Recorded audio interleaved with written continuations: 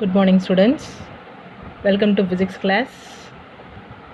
Today we are going to see with unit 1 units and measurements, in which we are going to see with the topic error analysis. So in error analysis, first let us see with errors in measurement. So while measuring any quantities, surely we'll have any errors. So let us see what are the errors. So what is the main thing we are going to see in this is, first is what are the errors which are in measurement, and also how to minimize the errors. So these are the things which we are going to see for all the types of errors. First, types of errors. Mainly we have the types such as random errors, systematic errors, and gross errors. These three are the main three types of errors. So they are random errors, systematic errors, and gross errors. So these are the main three types of errors. And among this, next we have with the types of systematic errors. They are observational errors, environmental errors, and instrumental errors. Okay, in observational errors, environmental errors, and instrumental errors. And when you see with this instrumental, so how they are means because of the inherent limitations of the devices. So whatever device we use, or abuse of apparatus if we are not handling properly, or the effect of loading is if we are not loading it properly. Okay, so these are the conditions of the instrumental errors. So let us see the types one by one now. First we are going to see with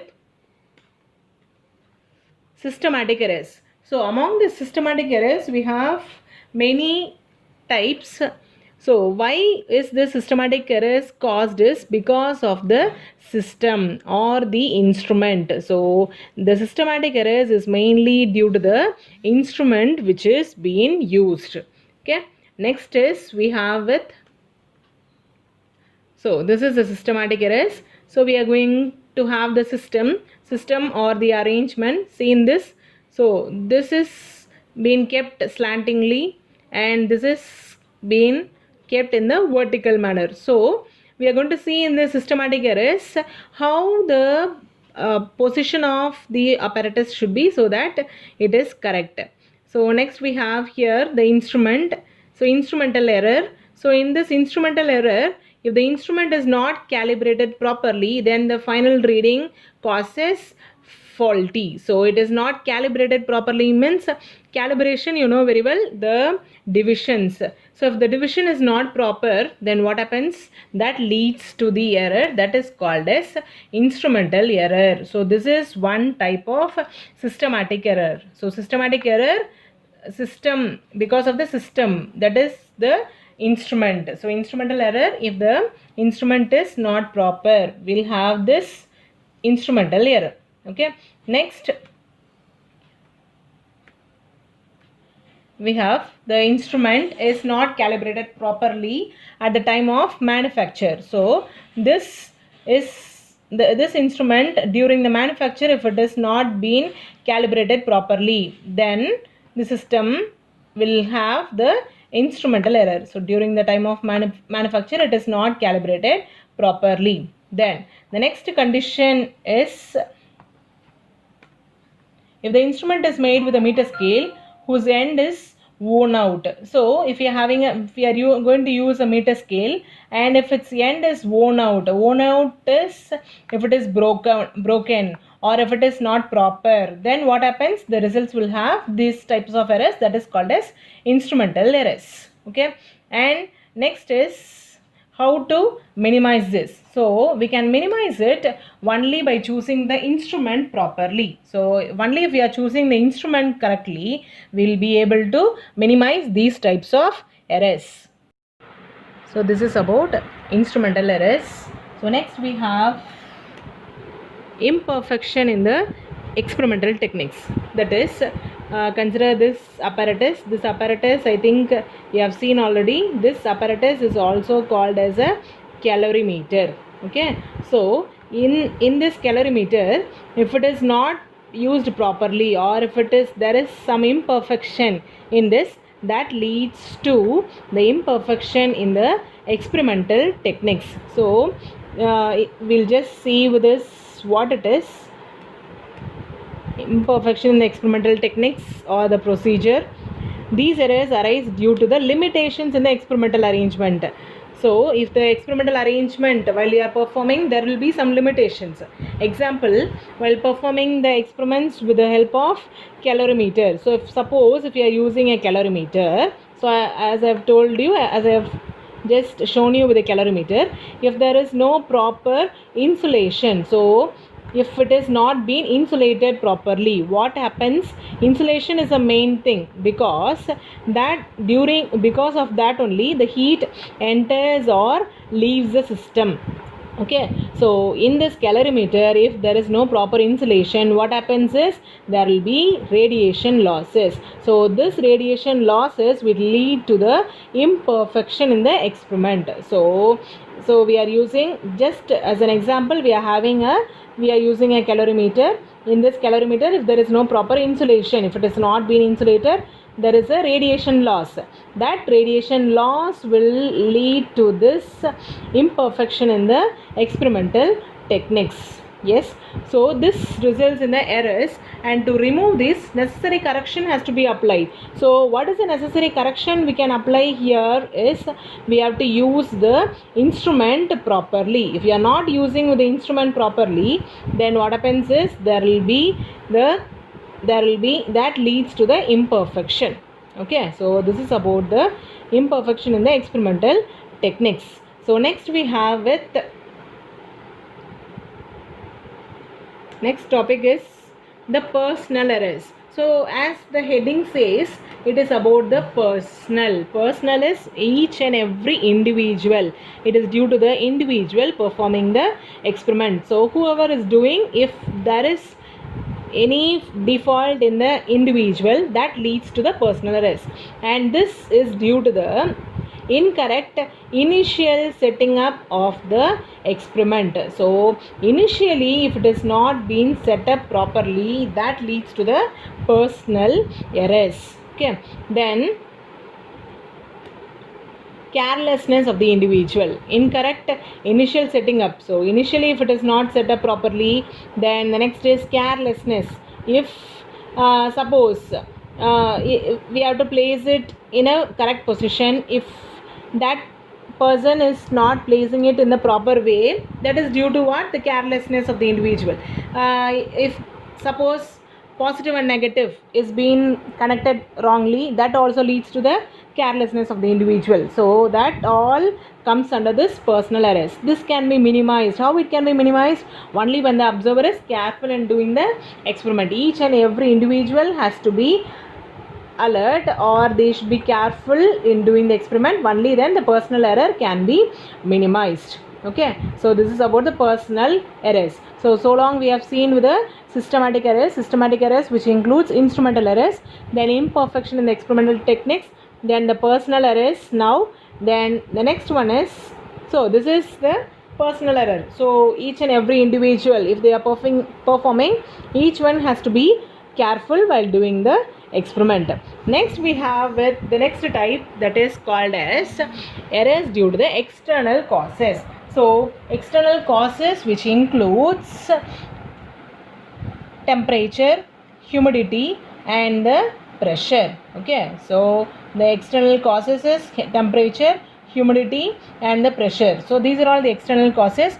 Because of this causes, if the errors arises, that leads to the errors due to the external causes. So let us see with this now. Change in the external condition causes the errors. Change in the temperature, pressure, humidity causes errors, as I have told you. This can be minimized only when the external conditions are proper. So the external conditions has to be proper for making these types of errors to be minimized. Yes. Next is least count errors. As the last class itself we have seen with the least count. The least count which includes the vernier caliper, then screw gauge, and this is a normal scale, and these are the scales. So very less amount of changes, if it is there, then that leads to the least count. So least count error is the smallest value that can be measured by the instrument. So with the help of the instrument, if we are going to measure only the smallest value, so the smallest value that can be measured using the instrument, if you are measuring, that leads to the least count.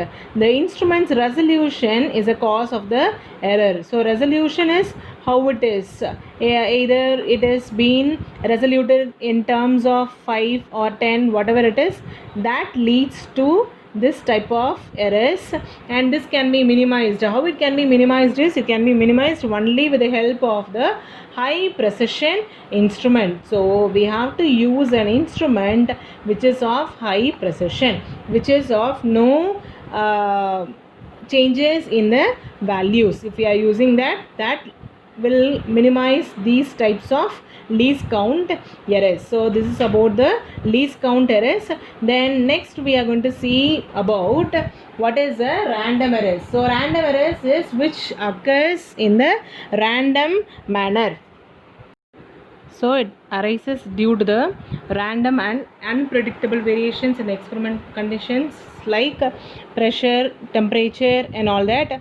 So as we have told you, it is a random. Random is unpredictable. We don't know because of what it is happening. It is due to the random and unpredictable variations in the pressure, temperature. So pressure, temperature, humidity, all that we have seen already in the before types of errors, that is due to the external causes, and here also it includes with the it has been included in the random errors. Next is, it is also due to the personal errors by the observer. So observer also plays a role in the random errors. Because of the observer also, these random errors may happen. So how it can be minimized is, it can be minimized